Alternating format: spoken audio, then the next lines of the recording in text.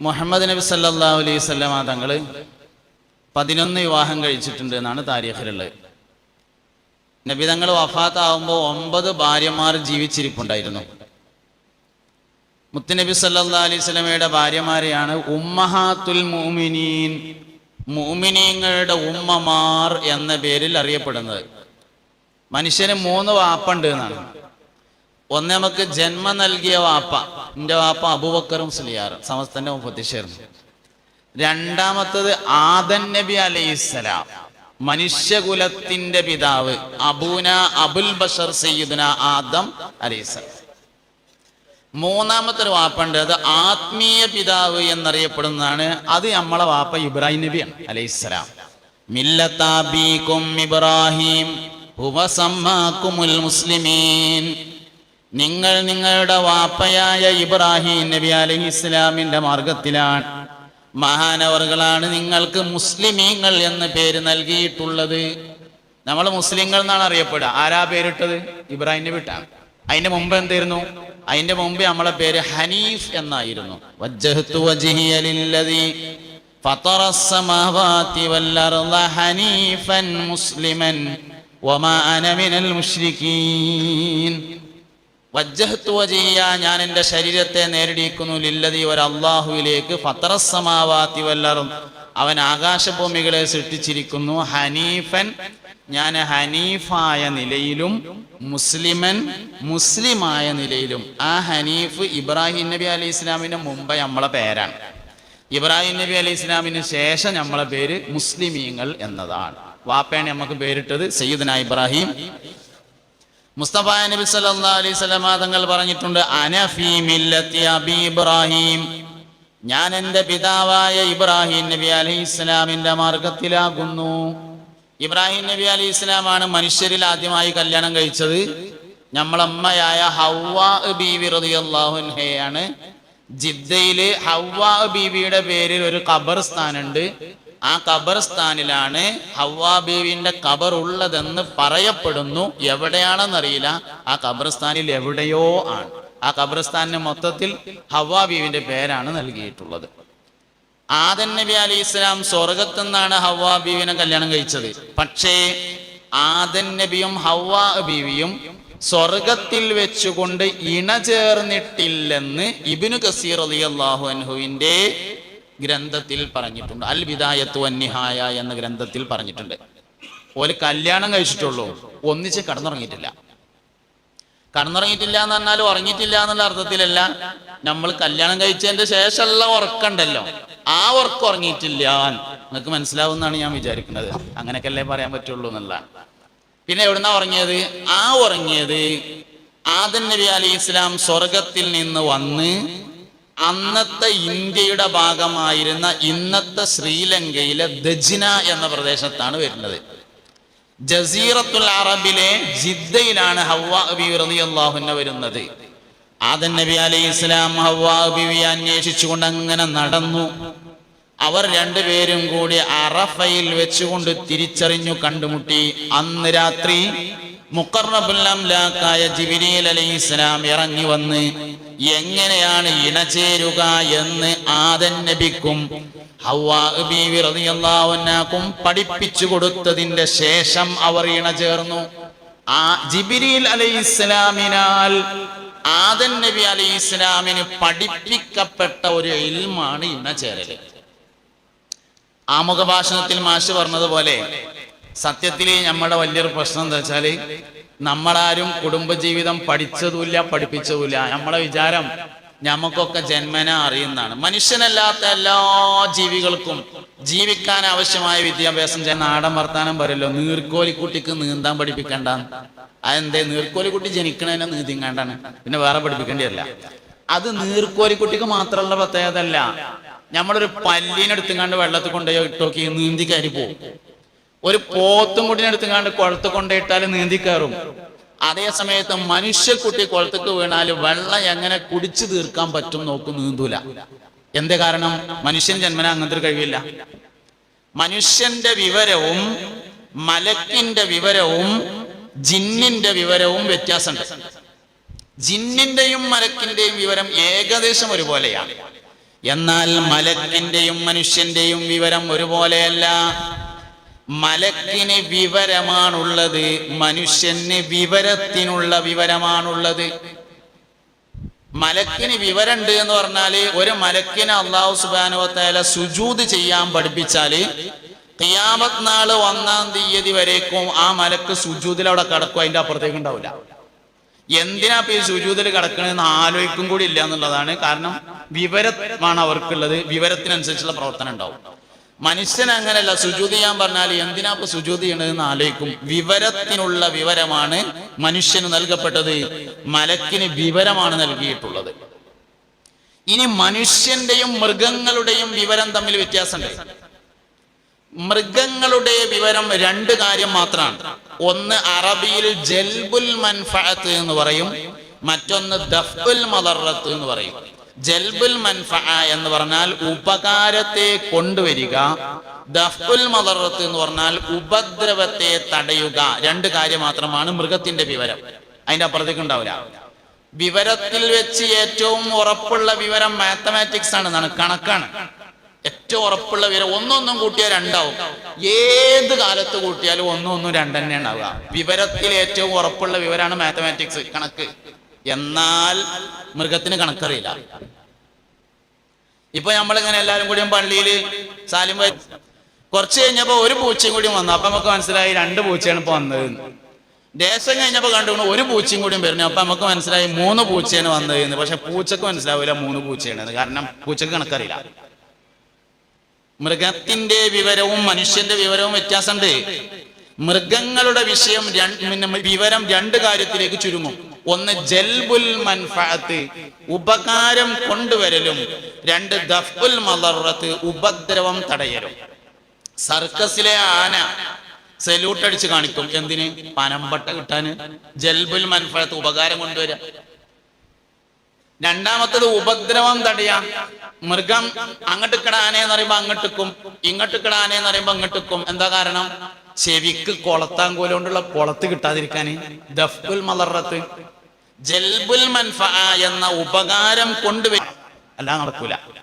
അതുകൊണ്ട് മനുഷ്യന് ഒരു കാര്യവും ജന്മന വിവരമില്ല. എല്ലാ കാര്യങ്ങളും മനുഷ്യൻ പഠിച്ചുണ്ടാക്കുന്നതാണ്.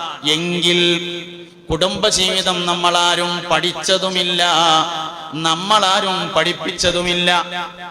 ആദം വല്ലിപ്പാക്ക് ജിബ്രീൽ അലൈഹിസ്സലാം പഠിപ്പിച്ചു കൊടുത്തതാണ്, ചെയ്യപ്പെട്ടു പോന്നിരുന്നതാണ്. പക്ഷേ കാലക്രമേണ ഈ വിദ്യാഭ്യാസം പോന്നിരുന്നതാണ്. പക്ഷേ കാലക്രമേണ ഈ വിദ്യാഭ്യാസം നഷ്ടപ്പെട്ടു പോയി. അതിനൊരുപാട് കാരണങ്ങളുണ്ട് നഷ്ടപ്പെടാൻ.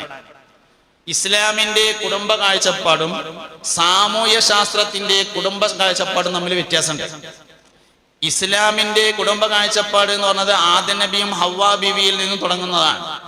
സാമൂഹ്യ ശാസ്ത്രത്തിന്റെ ഫാമിലി എന്ന കാഴ്ചപ്പാട് മനുഷ്യനും കുരങ്ങിനും ഒരു പൂർവ്വപിതാവായ ചിമ്പാൻസി ഉണ്ടായിരുന്നു എന്നതിൽ നിന്ന് തുടങ്ങുന്നതാണ്. അങ്ങനെ പിന്നീടത് കാലക്രമേണ മനുഷ്യനായി രൂപം മാറി. ആ മനുഷ്യന്മാർ ഒറ്റക്കൊറ്റക്ക് ജീവിക്കുന്നവരായിരുന്നു എന്നാണ് സോഷ്യോളജി പറയുന്നത്. ഒറ്റക്കൊറ്റക്ക് ഇങ്ങനെ സഞ്ചാരികളായിരുന്നു ആദിമ മനുഷ്യന്മാർ, യാത്രക്കാരാണ്. അങ്ങനെ ഏതെങ്കിലും നാട്ടിൽ ചെല്ലും, അവിടെയുള്ള മൃഗങ്ങളെ കൊന്നു തിന്നും, അവിടെയുള്ള കായ്ക്കനികൾ പറിച്ചു തിന്നും അവർ ജീവിക്കും. വിഭവങ്ങൾ കുറയുമ്പോൾ അടുത്ത നാട്ടിലേക്ക് പോകും, പിന്നെ അവർ അടുത്ത നാട്ടിലേക്ക് പോകും. അങ്ങനെ മനുഷ്യൻ ജീവിച്ചു.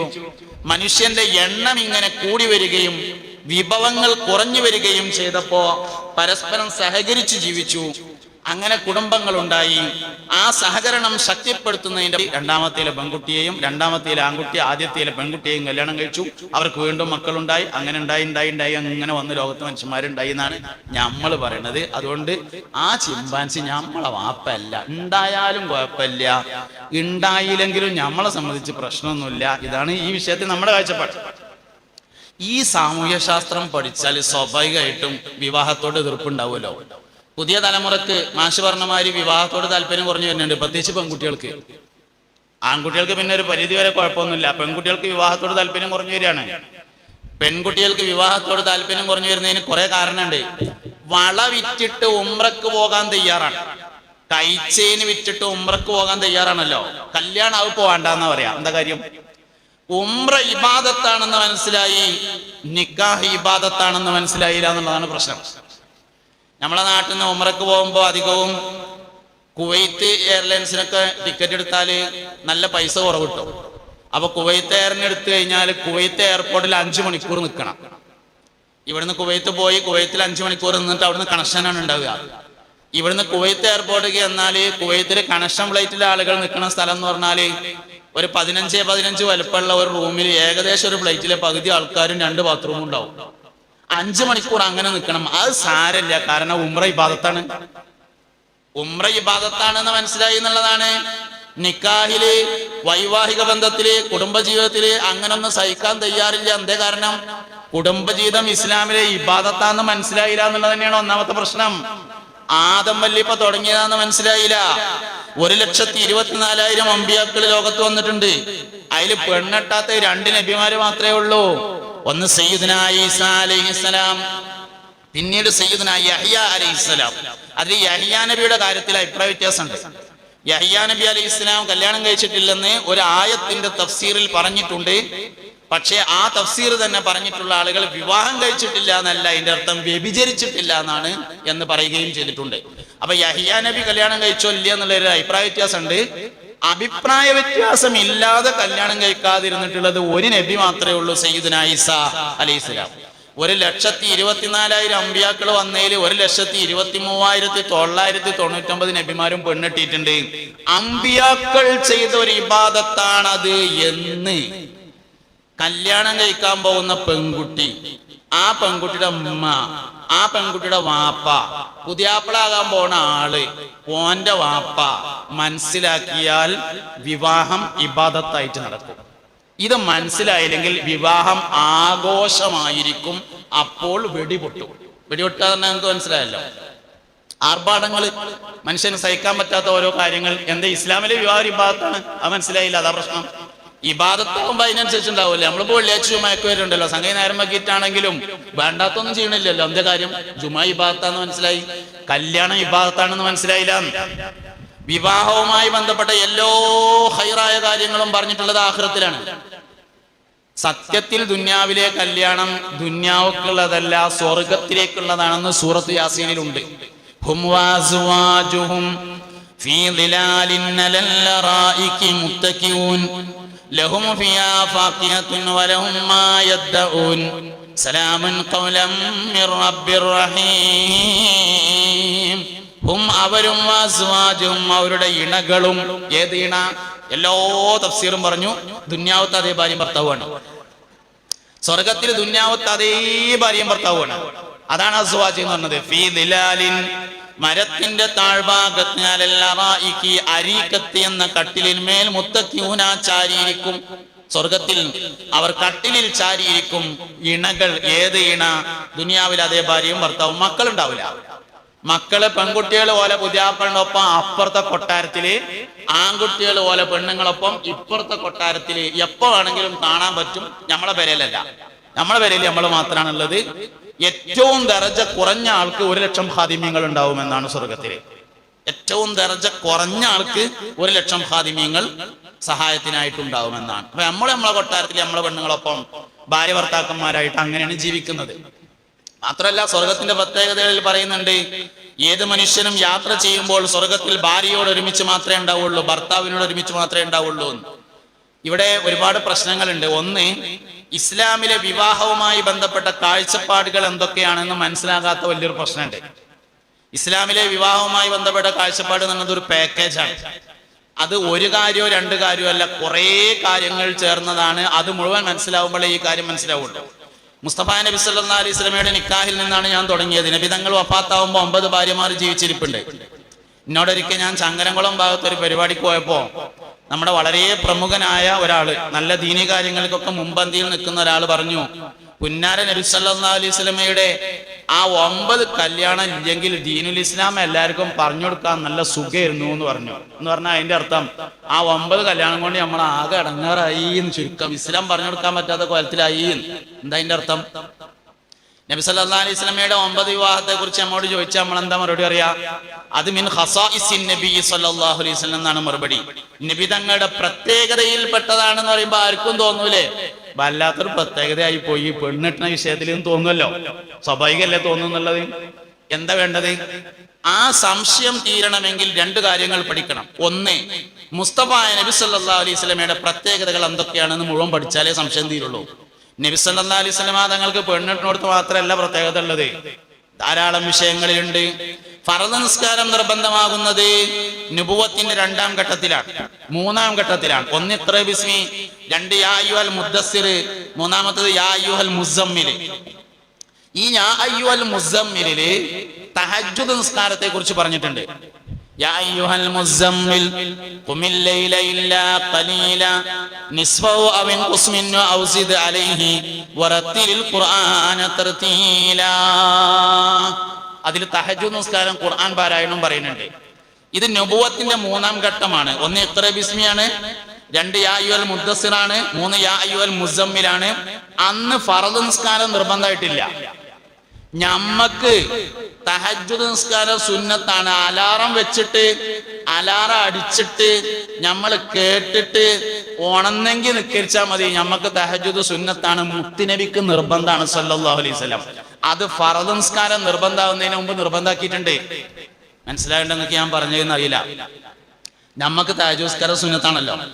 നബി സല്ലല്ലാഹു അലൈഹി വസല്ലം തങ്ങൾക്ക് തഹജ്ജുദ് നിസ്കാരം നിർബന്ധമാണ്. എന്തേ കാരണം?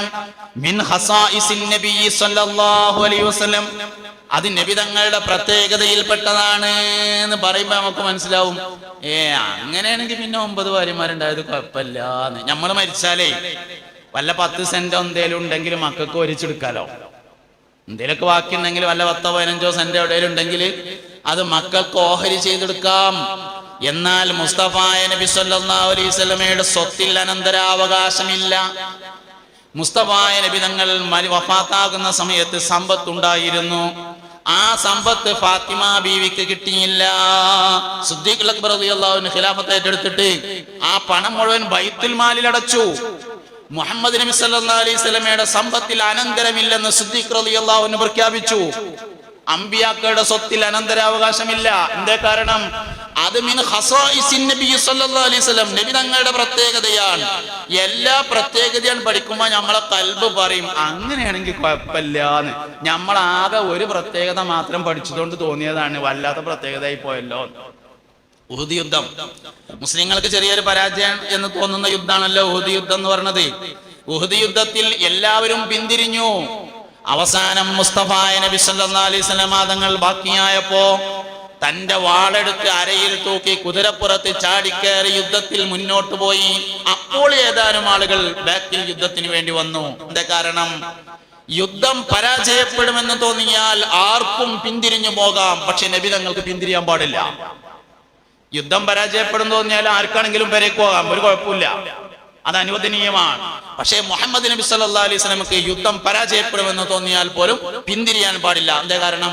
അത് മിൻ ഖസായിസിൻ നബി സല്ലല്ലാഹു അലൈഹി വസല്ലം, നബി സല്ലല്ലാഹു അലൈഹി വസല്ലമയുടെ പ്രത്യേകതയിൽപ്പെട്ടതാണ്. ഞാനിതൊക്കെ എന്തിനാ പറഞ്ഞതെന്ന് ചോദിച്ചാല്, പുതിയ തലമുറയുടെ സംശയങ്ങൾ തീർത്തു കൊടുത്തില്ലെങ്കിൽ ഈ പോക്കന്നെ പോവുള്ളൂ.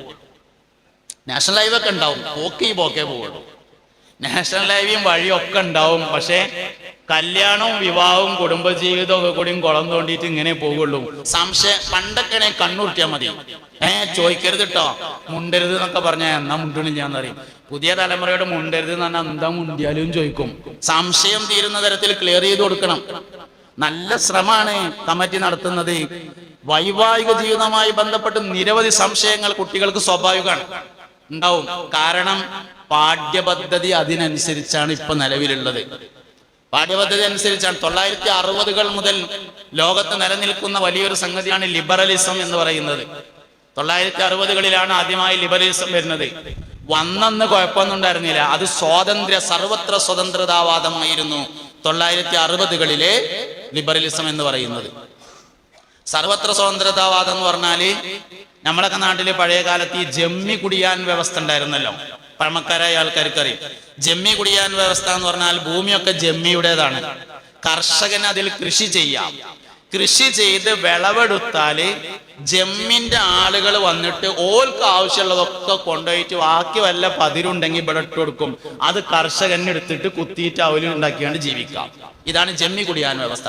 ഇങ്ങനെ ലോകത്തിന്റെ വിവിധ ഭാഗങ്ങളിൽ കോളനിവൽക്കരണത്തിന്റെ ഭാഗമായി ഇത്തരത്തിലുള്ള നിരവധി നിയമങ്ങൾ ഉണ്ടായിരുന്നു. അതിനെതിരെ വന്ന സ്വതന്ത്രതാവാദമാണ് 1960കളിലെ ഈ പറയപ്പെട്ടിട്ടുള്ള ലിബറലിസം എന്ന് പറയുന്നത്. പക്ഷെ പിന്നീട് കാലക്രമത്തിൽ അതിന് മാറ്റം വന്നു. കുറെ കാലം കഴിഞ്ഞപ്പോ അത് സാംസ്കാരിക ലിബറലിസമായി മാറി. സാംസ്കാരിക ലിബറലിസം എന്ന് പറഞ്ഞാല് ഒരു നാട്ടിൽ നിലവിൽ എങ്ങനെയാണോ നടക്കുന്നത് അതിനെതിരെ പറയലായി. ഒരു നാട്ടിൽ എങ്ങനെ സാധാരണഗതിയിൽ എങ്ങനെ നടന്നു വരുന്നത് അത് സ്വാതന്ത്ര്യമല്ല എന്ന് പറയാം, ഇതിനെതിരിലാണ് വേണ്ടതെന്ന് പറയാം. ഞാൻ ഉദാഹരണം പറയാം. ഒരു നാട്ടിൽ ആണുങ്ങളൊക്കെ പെൺകുട്ടികളെ കല്യാണം കഴിക്കാന്ന് വിചാരിക്കുക. അവിടെ ചെന്നിട്ട് പറയാം ആണ് പെണ്ണിനല്ല കെട്ടേണ്ടത്, പെണ്ണ് തമ്മിലോ ആണ് തമ്മിലോ കെട്ടേണ്ടത്, എന്നാലേ സ്വാതന്ത്ര്യം ഉണ്ടാവുള്ളൂ എന്ന് പറയാം. ഇതിനെയാണ് സാംസ്കാരിക ലിബറലിസം എന്ന് പറയുന്നത്. വേറൊരു നാട്ടിൽ ചെന്ന് നോക്കുമ്പോൾ അവിടെ ആൺകുട്ടികളെ തന്നെയാണ് കല്യാണം കഴിക്കുന്നത് എന്ന് വിചാരിച്ചോളി. അവിടെ നേരെ ഓപ്പോസിറ്റ് പറയണം, ഇങ്ങനെയല്ല വേണ്ടത്, ഇത് സ്വാതന്ത്ര്യത്തിനെതിരാണ്, ആണ് പെണ്ണിനെയാണ് കെട്ടേണ്ടത് എന്ന് പറയാം. നിലവിൽ നടന്നുകൊണ്ടിരിക്കുന്നതിന് എതിരിൽ പറയുക എന്ന രീതിയിലേക്ക് അത് മാറി.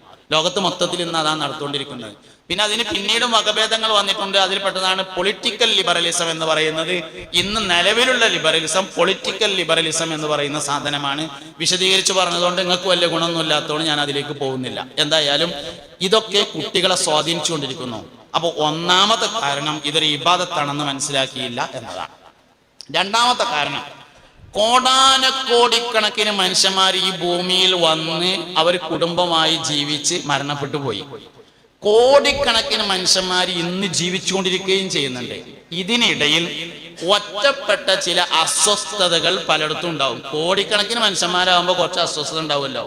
ഈ അസ്വസ്ഥതകളെ ലേഖനമാക്കി, അതിനെ കഥയാക്കി, അതിനെ നോവലാക്കി, അതിനെ സിനിമയാക്കി, അതിനെ സീരിയലാക്കി, അതിനെ പാട്ടാക്കി അവതരിപ്പിച്ചിട്ട് ലോകത്ത് മൊത്തം ഇങ്ങനെ തന്നെയാണ് എന്ന് വരുത്തി തീർത്തു.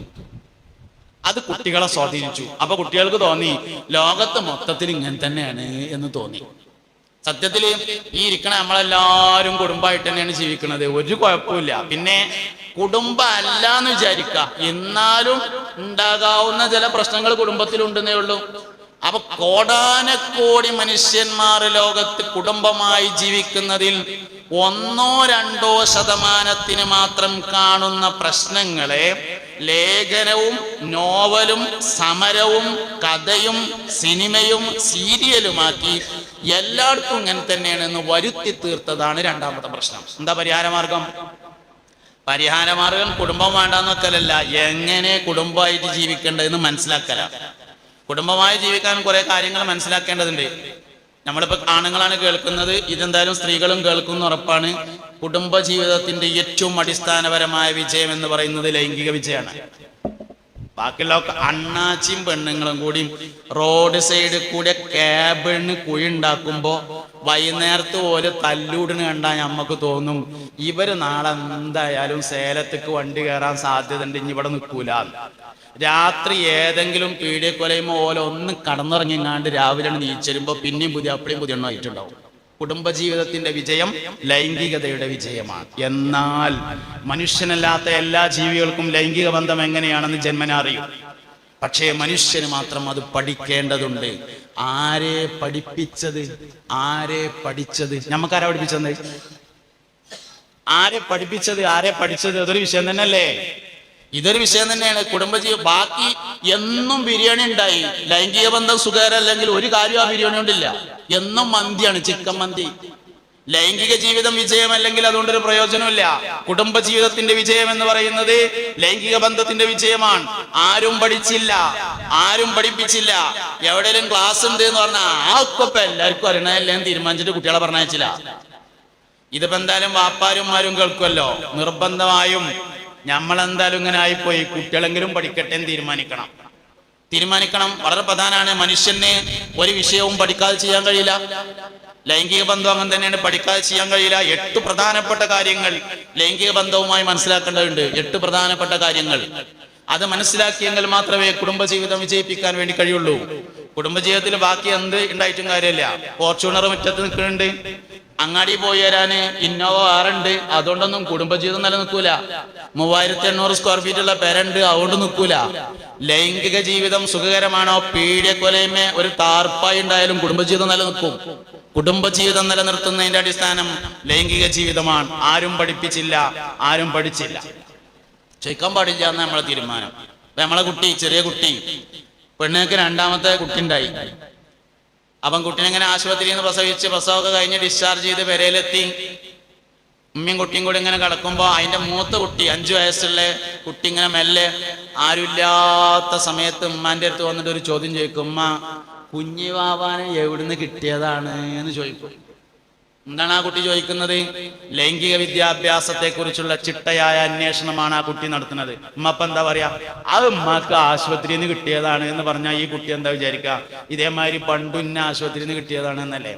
ആ കുട്ടിക്ക് മനസ്സിലാകുന്ന ഭാഷയിൽ നമുക്ക് അതൊന്ന് പറഞ്ഞു കൊടുത്താൽ മതി. എങ്ങനെ പറഞ്ഞു കൊടുക്കാം?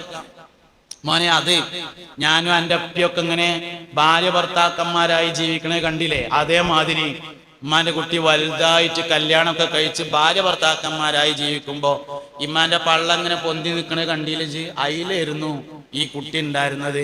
അത് ഉമ്മ പാത്തുന്ന സ്ഥലത്ത് കൂടെ പ്രസവിച്ചതാന്ന് പറഞ്ഞു കൊടുത്തിട്ട് ആകാശം പൊളിഞ്ഞിടുകയാണെങ്കിൽ അതിങ്ങോട്ട് ചാടട്ടെ, നമുക്ക് വല്ല തൂണം തരും കൊടുത്തുങ്ങോട്ട് നിർത്താം. നോണ പറഞ്ഞുങ്ങാണ്ട് കുട്ടികളെ പഠിപ്പിക്കേണ്ട കാര്യം എന്താ? ഈ കുട്ടി ഇമ്മാനോടല്ലാതെ വേറെ ആരോടാ ചോദിക്കുക? ഇമ്മത് പറഞ്ഞു കൊടുത്തില്ല. ഒറിജിനൽ സ്രോതസ്സിൽ നിന്ന് ലഭിക്കാൻ വഴിയില്ലാത്തതിനാൽ ഒറിജിനൽ അല്ലാത്ത സ്രോതസ്സിൽ നിന്ന് അവൻ അന്വേഷിച്ചു. ആ അന്വേഷണത്തിൽ വഴിതെറ്റി. ലൈംഗികത വഴിതെറ്റിയതല്ലാതെ എന്താ ഇന്നത്തെ നമ്മളെ പ്രശ്നം? ഇന്നത്തെ മൊത്തം പ്രശ്നം ലൈംഗികത വഴിതെറ്റിയതല്ലേ? ഒറിജിനൽ സ്രോതസ്സിനെ കുട്ടി അന്വേഷിച്ചിട്ടില്ലേ? പറഞ്ഞു കൊടുക്കാത്തതല്ലേ പ്രശ്നം എന്ന് പറയുന്നത്? അതുകൊണ്ട് ആ കുട്ടിക്ക് തിരിയുന്ന ഭാഷയിൽ അന്നത് പറഞ്ഞു കൊടുത്തിരുന്നുവെങ്കിൽ അതിന്റെ അനുബന്ധ കാര്യങ്ങൾ പിന്നെ കുട്ടി ചിട്ടവായ രൂപത്തിൽ പഠിച്ചുണ്ടാക്കുമായിരുന്നു. അതുകൊണ്ട് കുട്ടികളെ കുടുംബജീവിതം പഠിപ്പിക്കണം. വലിയവരും പഠിക്കേണ്ടത് തന്നെയാണ്, കുട്ടികളും പഠിക്കേണ്ടത് തന്നെയാണ്. ഇതിപ്പോ നമ്മൾ പ്രീ മാരിറ്റിലാണ് നടത്തുന്നത്, വേണ്ടത് തന്നെയാണ്. പ്രീ മാരിറ്റൽ നടത്തണം, സർട്ടിഫിക്കറ്റ് കൊടുക്കണം, കോഴ്സ് നടത്തണം, എല്ലാവരും മക്കളെ പഠിപ്പിക്കണം, അത് പറഞ്ഞേക്കണം. എനിക്കൊരു അഭിപ്രായം ഉണ്ട്, പ്രീ മാരിറ്റൽ വളരെ ഭംഗിയായിട്ട് ഒരു ഘട്ടം പൂർത്തിയാകട്ടെ, പോസ്റ്റ് മാരിറ്റലും നടത്തണം. കാരണം ഈ പറയുന്ന പല കാര്യങ്ങളും അനുഭവിച്ചാലേ മനസ്സിലാവുള്ളൂ എന്നുള്ളതാണ്. നമ്മൾ ഈ പറയുന്ന പല വിഷയങ്ങളും കല്യാണത്തിന് മുമ്പ് മനസ്സിലാവില്ല. അങ്ങനത്തെ കുറെ കാര്യങ്ങളുണ്ട്. കല്യാണം കഴിഞ്ഞതിന് ശേഷം അനുഭവിക്കുമ്പോൾ മനസ്സിലാവും എന്താണ് ഇപ്പൊ ഈ പറഞ്ഞത്. അപ്പൊ തിരുത്താൻ പറ്റും.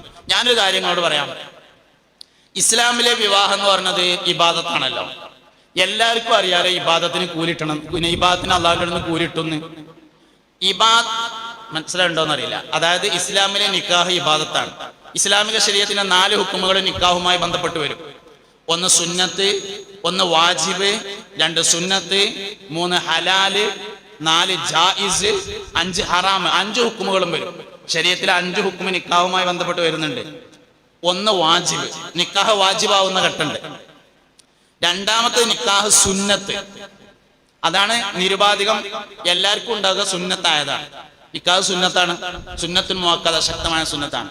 മനസ്സിലാക്കേണ്ട ഒരു കാര്യം എന്താ വെച്ചാല് 1 സുന്നത്ത് കേട്ടോ, 2ാമത്തത് ഹലാല്, 3 ആൾക്കാർ അങ്ങനെ വിചാരിച്ചിട്ടുണ്ട്. 4 സുന്നത്താണെന്ന് വിചാരിച്ച ആൾക്കാരുണ്ടാവും. അത് തെറ്റാണ്. സുന്നത്ത് എത്രയേ ഉള്ളൂ? സുന്നത്ത് 1 സുന്നത്ത്, 2 ഹലാല്, 3 ഹലാല്, 4 ഹലാല്, 5 ഹറാമ്. അങ്ങനെയാണ്. വാജിബാവുന്ന ഘട്ടമുണ്ട്. അതെവിടെയെന്ന് ഇപ്പൊ ഇവിടെ പറയണില്ല. വാജിബാവുന്ന സന്ദർഭമുണ്ട്. നിരുപാധികം മൊത്തത്തിൽ പറയുകയാണെങ്കിൽ നിക്കാഹിന്റെ ഹുക്കുമ് സുന്നത്താണ്. അതുകൊണ്ട് എല്ലാവർക്കും സുന്നത്താണ്. പക്ഷെ ആ സുന്നത്ത് 1. 2ാമത്തത് ഹലാലാവും ആവശ്യമുണ്ടെങ്കിൽ, 3ാമത്തത് ഹലാലാവും ആവശ്യമുണ്ടെങ്കിൽ, 4ാമത്തത് ഹലാലാവും ആവശ്യമുണ്ടെങ്കിൽ, 5ാമത്തത് ഹറാമുമായി മാറുന്നതാണ്. അപ്പൊ 5 ഹുക്കുമുകളും ബാധകമാകുന്ന, ശരീഅത്തിന്റെ 5 ഹുക്കുമുകളും ബാധകമാകുന്ന ഒരു ഇബാദത്താണ് ഇസ്ലാമിലെ നിക്കാഹ് എന്ന് പറഞ്ഞത്. അങ്ങനെയാണെങ്കിൽ നിക്കാഹ് ഒരു ഇബാദത്താണെങ്കിൽ നിക്കാഹിന് കൂലി കിട്ടാന് നിയത്ത് വേണ്ടി വരുമല്ലോ. ഇന്നമൽ അഅ്മാലു ബിന്നിയാത്ത്ന്ന് എല്ലാവർക്കും അറിയുന്ന ഹദീസാണല്ലോ. ഇന്നമൽ അഅ്മാലു ബിന്നിയാത്ത്ന്ന് എല്ലാവർക്കും അറിയും. കാരണം ഈ നാട് പഴയ കാലം മുതലേ ദർസുള്ള നാടാണ്. അത്യാവശ്യം റിയാദുസ് സാലിഹിൽ 4 പാഠം എല്ലാവരും ഓതിയിട്ടുണ്ടാവും. ഇവിടെ ഉണ്ടാവും, ഈ നാട്ടിലുണ്ടാവും. എന്റെ മൂത്താപ്പ ഇവിടെ ഈ പള്ളിയിൽ ദർശനത്തിട്ടുണ്ട്. മൊയ്തീൻ കുട്ടി ബാക്കവി കുളത്തൂര് എന്റെ മൂത്താപ്പയാണ് ഈ പള്ളിയിൽ ദർശനത്തിട്ടുണ്ട്. അപ്പൊ ഈ നാട് പഴയ കാലം മുതൽ ദർശനായിരുന്ന നാടാണ്. അത്യാവശ്യം 10 പേജും റിയാദുസ് സാലിഹിൽ 4 ബാബും അതുക്കിയെന്ന് 8 ബൈത്തും ഓതിയരനേക്കാരെ ഇരിക്കണ മിക്കവാറും ആൾക്കാരെന്ന് എനിക്കറിയാം.